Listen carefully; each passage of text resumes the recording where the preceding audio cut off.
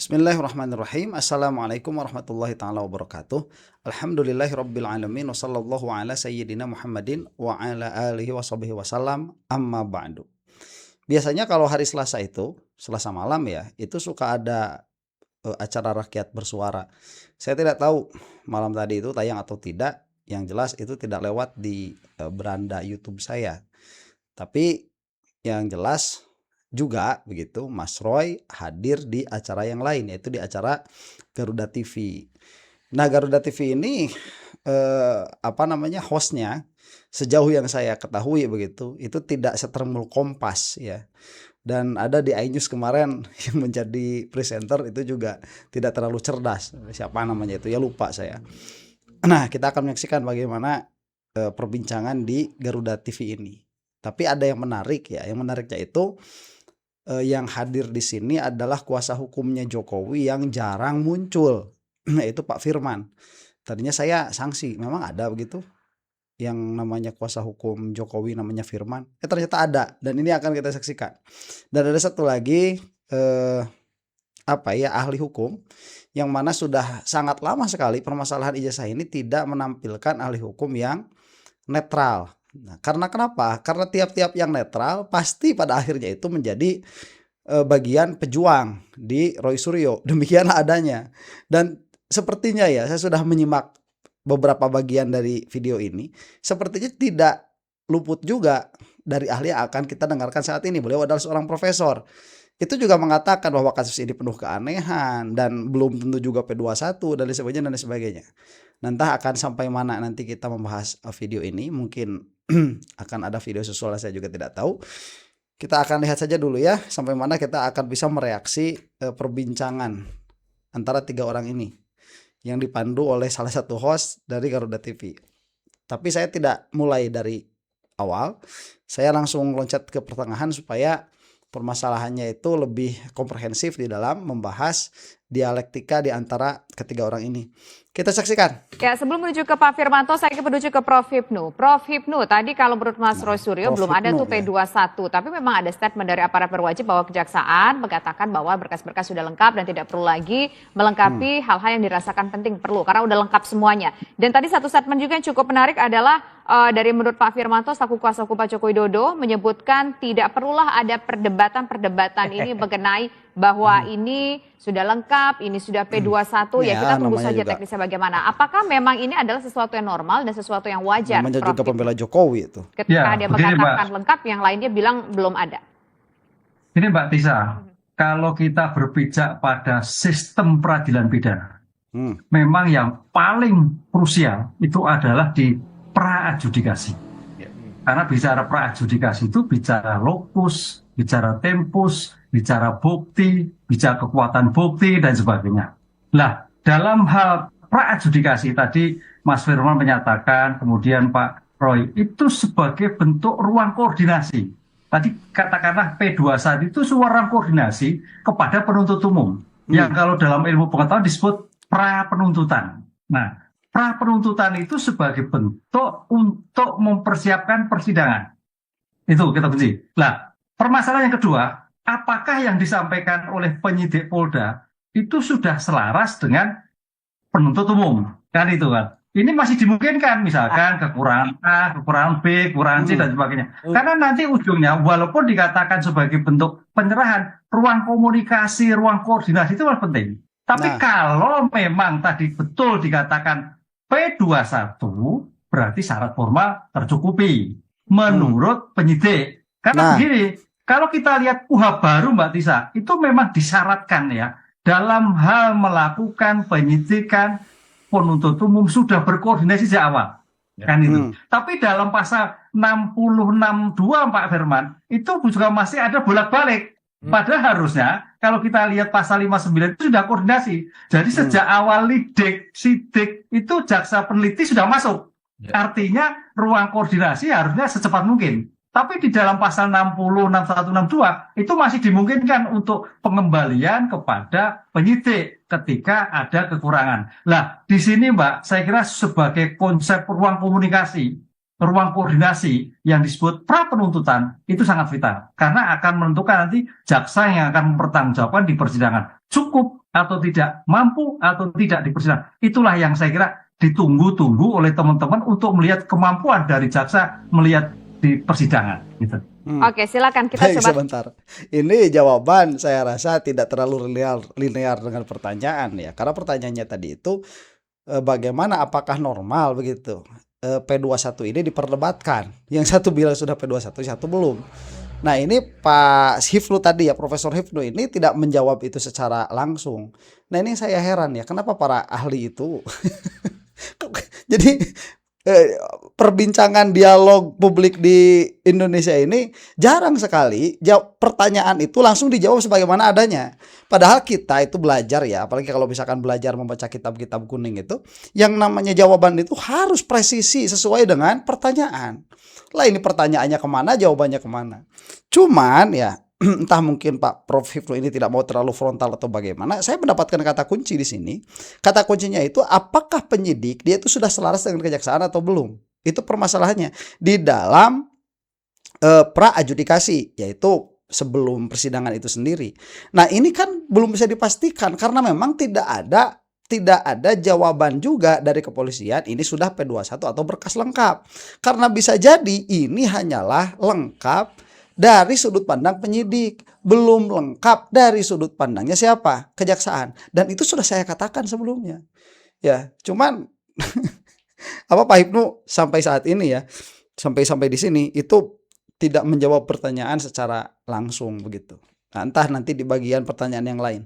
Kita akan teruskan dulu nih. Tes komunikasi lagi dengan Pak Firman. Ya. Pak Firman sudah bisa mendengar kami? Ya. Baik, silakan Pak Firman, tadi dilanjutkan kembali. Ya, jadi kan sebagaimana sudah disampaikan oleh pihak penyidik Polda Metro Jaya beberapa saat lalu kan bahwa seluruh dokumen, seluruh berkas sudah disampaikan kembali kepada pihak kejaksaan. Dan pihak kejaksaan sudah menyatakan tidak ada lagi yang perlu dilengkapi. Jadi menurut hemat saya persoalan masalah teknis form ya, internal dan proses teknis tadi, saya pikir itu tidak perlu kita perdebatkan. Lagi pula kalau ingin memperdebatkan kan silakan ditanya, dan tadi Mas Roy juga sudah menyampaikan hari ini, kalau saya tidak salah dengar tadi, kuasa hukumnya sudah ke kejaksaan. Iya, belum ada. Dan yang penting kan memang bahwa tidak ada selain P19 yang sudah dilengkapi, tidak ada P18, tidak ada P20 ya. Tidak ada pernyataan tidak lengkap, tidak ada pernyataan bahwa itu tidak bisa dilimpahkan, kan seperti itu. Jadi menurut hemat kami, kita tidak akan masuk ke dalam diskusi yang terlalu jauh dan melebar ke sana kemari. Yang pasti statement dari penyidik Polda Metro Jaya sudah jelas, dan saya mencoba mengajak seluruh pemirsa, semua teman-teman dimanapun berada, untuk mengikuti proses hukum dengan baik dan benar. Karena tidak mungkin pihak penyidik menyampaikan suatu hal yang menurut hemat saya berbohong atau tidak benar, bahwa jaksa sudah mengatakan tidak ada lagi yang perlu dilengkapi. Sebaliknya kalau memang dari pihak jaksa memang harus mengklarifikasi, saya pikir ya silakan saja.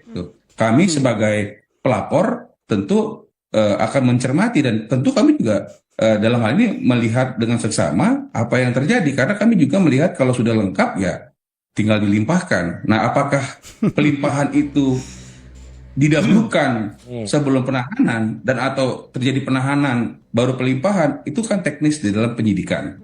Baik. Jadi saya pikir sebentar, coba ya ini orang Firman ini, kuasa hukumnya Jokowi ini berbicara hati-hati ya. Itu lebih hati-hati daripada si Rifai itu. Karena tadi mengatakan verbatim apa yang plek-ketiplek begitu ya. Apa yang diucapkan oleh Iman Imanuddin itu plek-ketiplek diucapkan kembali oleh Firman. Jadi tidak ada penyelewengan bahasa di sini. Jadi ini orang hati-hati, lebih hati-hati. Tapi ya pada akhirnya dia kan kalau misalkan seperti itu ya, kan tidak ada kata-kata lengkap dari Iman Imanuddin itu.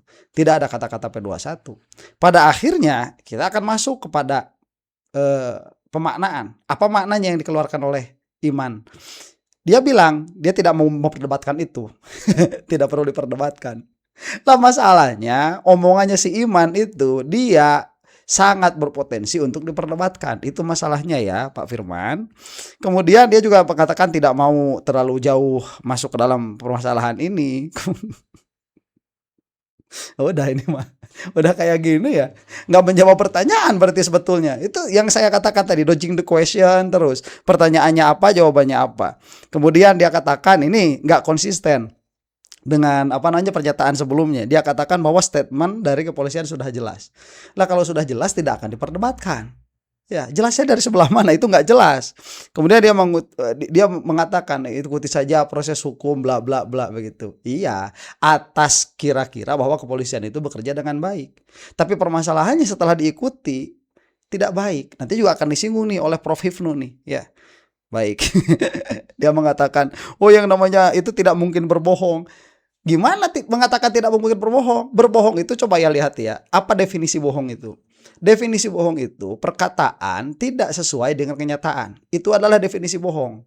Jadi kalau misalkan kenyataannya Zaid itu dia duduk, kemudian saya mengatakan pada saat itu ya, pada saat Zaid duduk, saya mengatakan Zaid sedang berdiri, maka perkataan saya ini bohong. Kenapa? Karena perkataan tidak sesuai dengan kenyataan. Nih, kamu mengatakan, ya Firman, yang namanya kepolisian tidak mungkin berbohong. Cuaks! Bukan tidak mungkin berbohong, terjadi berbohong itu. Di mana tuh kemarin Sebehudi itu? Sebehudi bilang dari awal Mei, ya pastilah sudah itu. Pasti bulan Mei, pasti bulan Mei, pasti bulan ini. Kemudian ditanya, kapan? Ya tenang saja, ini kan baru awal, baru tanggal berapa ini? Itu kata Behudi itu. Ya, kenyataannya ada tidak akhir Mei itu atau bulan Mei itu? Tidak terjadi. Bahkan sampai sekarang kepastiannya sebagaimana dikatakan oleh Mas Roy sudah datang ke kejaksaan, nggak ada. Bohong terjadi di sini. Bukan hanya mungkin terjadi, tapi memang betul-betul terjadi. Nah, sama si Firman coba lihat ya, ini apa namanya juga pembela Jokowi. Perkara yang sudah jelas-jelas terjadi dikatakan tidak mungkin terjadi.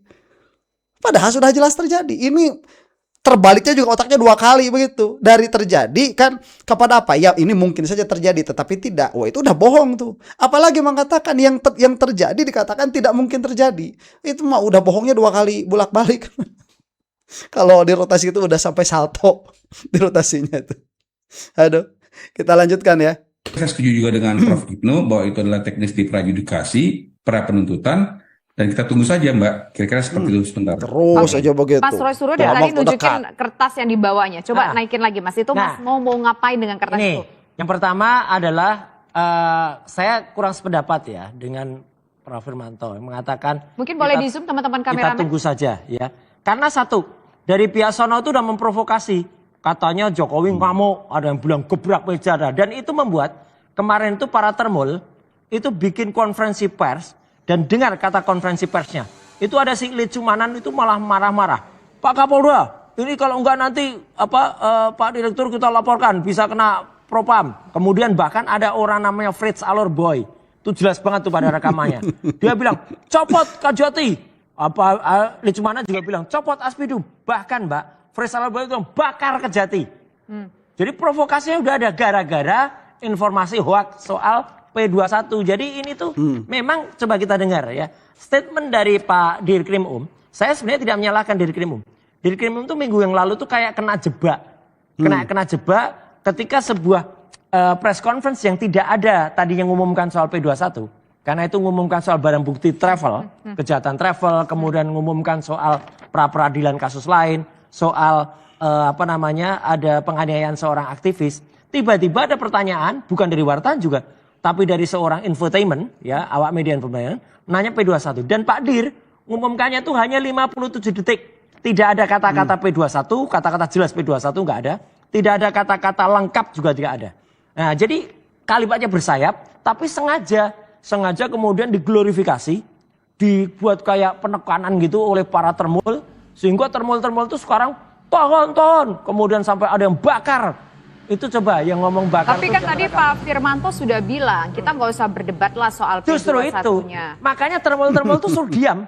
Ya, termul-termul ini yang bikin ulah. Saya nggak melawan ya. Istilahnya gini, kalau kuasa hukum yang asli, Pak Firmanto, Pak Rifai, kemudian Pak Yakob, kemudian satu lagi Audrey siapa itu oke. Itu tim hukum asli pegang surat kuasa khusus dari Presiden Jokowi, mantan Presiden Jokowi. Tapi kalau orang-orang kayak Gogon, Lecumanan, kemudian ada orang-orang malah Andi Aswan yang apokat ya, bukan avokat tapi apokat, terus ada si siapa lagi yang malah bikin itu harus suruh diam mereka tuh bikin gaduh negara saja. Jadi itu yang dilaporin Mas Roy Suryo juga hari ini. Termasuk si Lecu dilaporin karena Lecu itu ternyata pada laporannya yang sekarang diproses, ini aneh juga kenapa laporan itu bisa diproses. Itu adalah melaporkan korbannya namanya Peradi Bersatu. Peradi Bersatu itu organisasi atau orang? Kalau organisasi, kenapa organisasi itu punya satu perasaan? Ini harusnya nggak boleh jalan. Dan ternyata itu masuk, kemarin kita konsultasi ke penyidik, kita konseling.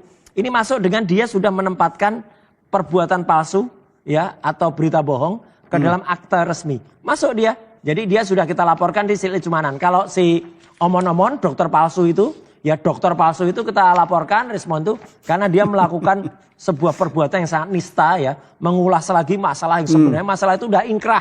Inkrahnya tuh bukan hanya inkrah soal buku. Bukan, soal itu isu lama banget tuh, isu sudah 7 tahun yang lalu. Dia tuh kudet sengaja ini orang ini cari gara-gara. Itu persoalan sudah selesai, persoalan di Kemenpora yang beritanya sudah banyak. Dia sengaja cari berita-berita lama. Kemudian dia baca, dia nggak ngerti yang namanya sudah putusan pengadilan, sudah inkrah, Mbak. Inkrah van Gewezen. Ini sudah ada ini putusan pengadilannya. Makanya saya laporkan, dia sudah berbuat dengan 434 dan 438. Jadi dia berusaha mempengaruhi orang-orang untuk menempatkan keterangan palsu. Oke, baik. Nanti akan ditanggapi oleh Pak Firmanto begitu ya. Walaupun di sini kita tahu Pak Firmanto adalah sebagai kuasa hukum, bukanlah sebagai loyalis ataupun ya, kalau Pak Firmanto oke lah. Ataupun yang disebut dengan istilah dan tanda kutip tadi Mas Roy Suryo mengutip pernyataan Mas Roy Suryo sebagai termul, bukan di situ, sebagai seorang profesional pengacara begitu ya, kuasa hukum. Nanti kita juga dengar suara dari Prof Hipnu. Tapi nanti pemirsa, usaha jeda berikut tetaplah bersama kami. Nah, saya ingin menuju. Baik, nah itu ya. Jadi apa yang dikatakan oleh Mas Roy tadi? Betul.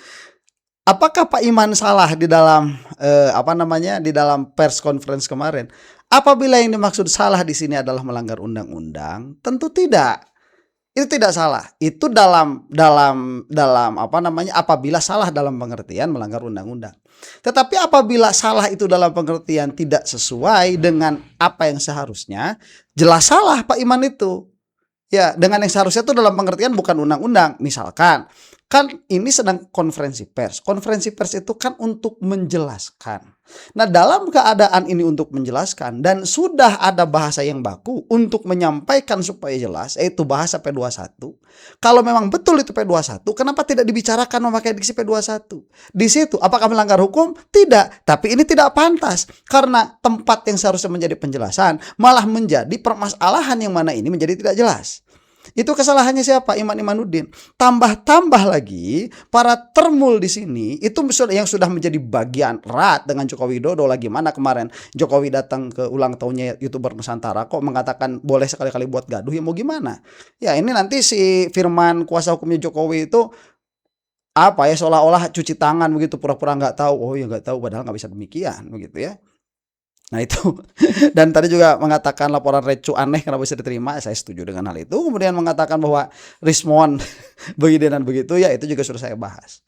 Baik, kita lanjutkan dulu nih. Menuju ke Prof Hipnu. Prof Hipnu, ini kan kita berdebat soal perlu tidaknya penamaan begitu ya. Kalau tadi Prof Hipnu mengatakan ya mungkin harus ada yang perlu diselaraskan dengan jaksa penuntut umum. Idealnya ketika sebuah berkas sudah dinyatakan lengkap, sudah dilimpahkan oleh aparat berwajib kepolisian kepada kejaksaan, berapa lama sih baru bisa masuk ke dalam, katakanlah bisa keluar istilah P21 ataupun mungkin bisa keluar istilahnya bisa ke meja persidangan. Apalagi tadi Mas Roy Suryo juga bilang, kayaknya nih polisi yang menyampaikan itu dalam kondisi tidak sengaja terjebak. Ragu-ragu begitu Mas Roy Suryo, terjebak atau ragu-ragu begitu bahasanya? Ragu-ragu, kasihan Pak Iman. Ragu-ragu karena itu hanya disampaikan sepanjang 57 detik saja. Bagaimana tanggapan Prof sebagai pakar hukum pidana?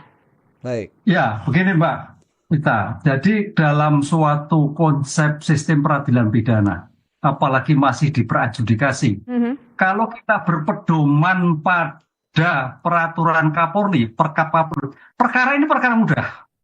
Perkara mudah. Harusnya kalau kita lihat perkap itu ada yang 30 hari, biasa, kemudian sangat sulit 60 hari, 90 hari. Pertanyaannya, ini sampai berbulan-bulan.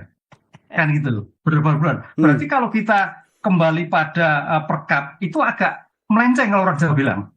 Pertanyaannya, memang apa sulit atau ada faktor lain?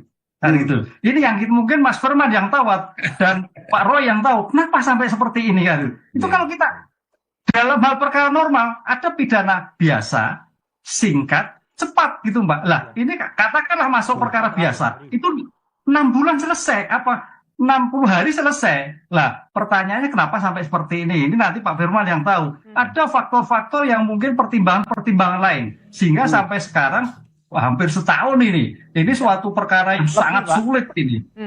Lebih ya? Lebih Berapa ini sangat sekarang? sulit. 352 hari ya, Enggak, 1 tahun. ini beberapa hari yang lalu, sekarang sudah 402 hari. Oke. Tuh.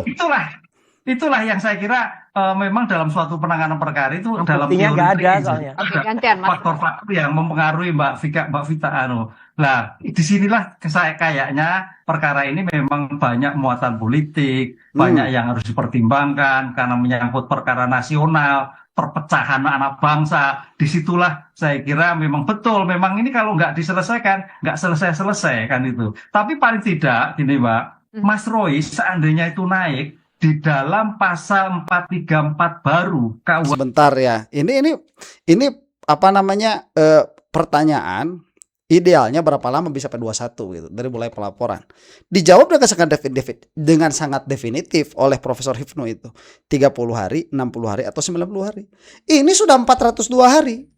Ya, kan kalau Profesor Hipnu di sini tidak ikut campur terlalu dalam ya. Beliau itu sangat diplomatis sekali ya. Padahal kita membutuhkan ahli hukum yang memang tegas. Jadi begini, 30, 60, 90 hari ini kan yang singkat, yang biasa dan yang lama. Pertanyaannya 402 hari ini masuk kalau kategori yang mana? Dan kemudian apakah ini adalah definitif sebagaimana diatur oleh KUHP sehingga apabila lebih dari sini maka mengatakan ini sudah bermasalah sedari awal dalam pengertian tidak bisa dilanjutkan karena sudah melanggar KUHP yang ada, atau ini hanya normatif. Nah, kita kan dengar bukan cuma dari Prof Hipnu saja, Mas Refil Harun, Pak Ugroseno, kemudian kemarin ada mantan Hakim Agung juga berkata hal yang serupa, Dwi Cahyo kalau tidak salah namanya itu. Sama, ini seharusnya gugur selesai. Dan ini adalah perkataan murni dari segi perspektif apa? Perspektif hukum, bukan dari kuasa hukumnya Joko Widodo, apalagi dari para termul.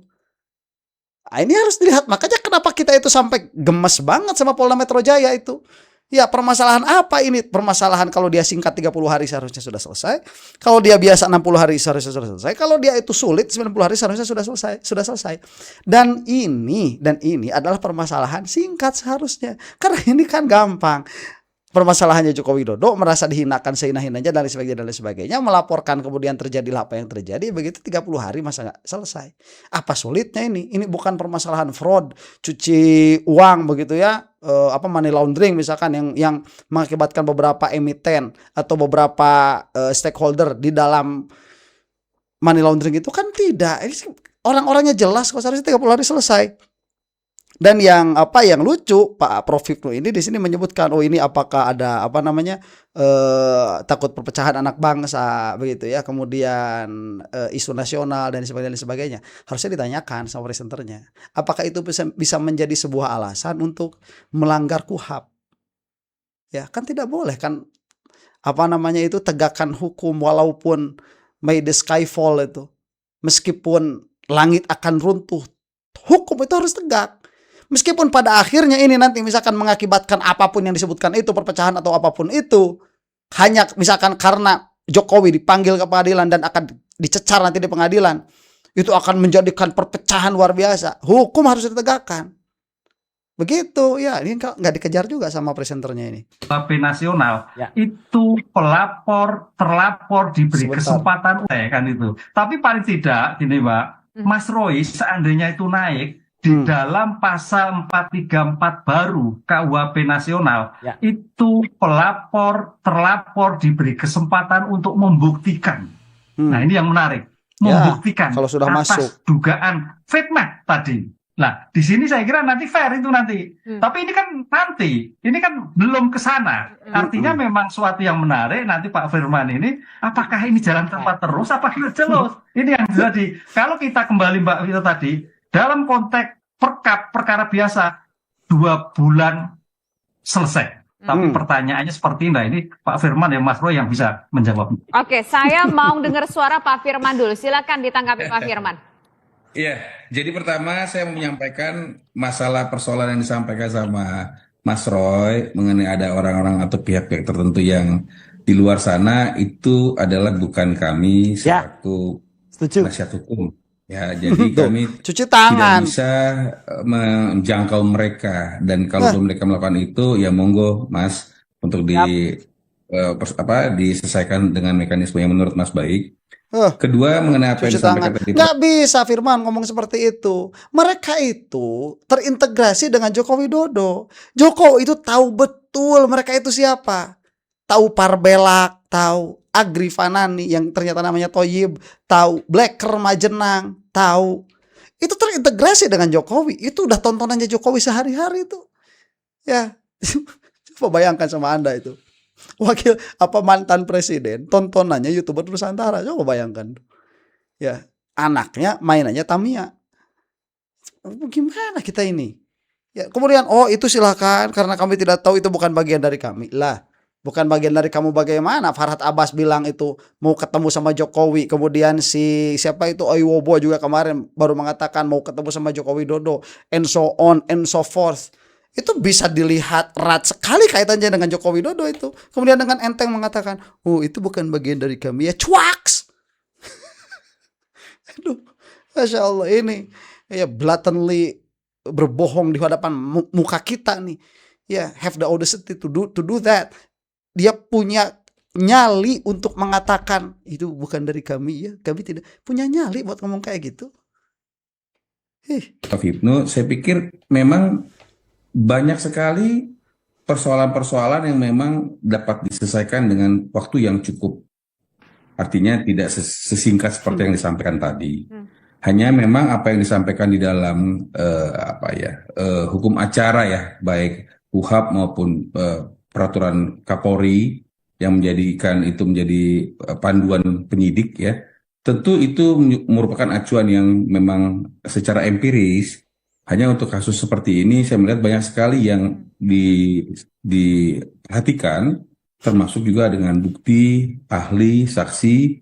Kemudian kemarin juga ada dinamika kebenaran di mana ada beberapa orang yang akhirnya mengajukan untuk aduan ini yang menjadi laporan ini, dilakukan penyelidikan dan penyidikan ini, akhirnya ada penetapan tersangka, beberapa tersangka mengajukan restoratif justice, di mana perlu diproses dan ditindaklanjutin dan itu tentu dari proses penyidikan yang dilakukan oleh penyidik, kemudian mereka melakukan gelar perkara, kemudian dalam gelar perkara ditemukannya ada tersangka, kemudian ditemukan juga ada fakta terjadi perdamaian dari beberapa tersangka. Baik, ini nanti akan kita reaksi pada video selanjutnya insya Allah ya. Cuman begini, ini orang ya, si Firman ini udah jelas lah dia posisinya. Wong pembela Jokowi kok, lah pasti Jokowi gak bakalan pernah salah.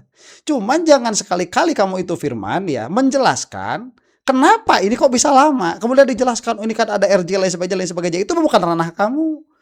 Ya, itu penjelasannya ada di penyidik. Kenapa penyidik itu kok lama sekali? Itu jawaban penyidik, bukan jawabannya si Firman. Dan ada permasalahan dalam jawabannya, dalam jawaban yang dijawab tadi. Kenapa? Misalkan tadi ya katanya banyak bukti and so on and so forth. Lah itu kan urusannya di penyidik ya. Lah kenapa? Kenapa bawa sampai ratusan bukti? Tatkala 2 sudah cukup. Kan cukup 2 kuat selesai. Kalau ngambil sampai 700 berarti tidak ada 2 yang cukup. Begitu, itu jurat, makanya jadinya lama. Dan tatkala seperti ini, pada akhirnya ada undang-undang yang dilanggar. Bolehkah seperti itu? Ya tidak boleh. Ya, karena pada akhirnya undang-undang dilanggar. Apalagi dengan memakai argumen ada RJ dan sebagainya dalam keadaan itu tidak menguntungkan situasinya Mas Roy sama sekali karena masih harus wajib lapor dan sebagainya. Kita akan bahas nanti insya Allah dalam video yang selanjutnya. Untuk di sini mudah-mudahan para termul itu binasa sama junjunannya sekalian ya. Dan untuk Anda yang bukan termul, Allahu taala alam bisawab. Assalamualaikum warahmatullahi taala wabarakatuh.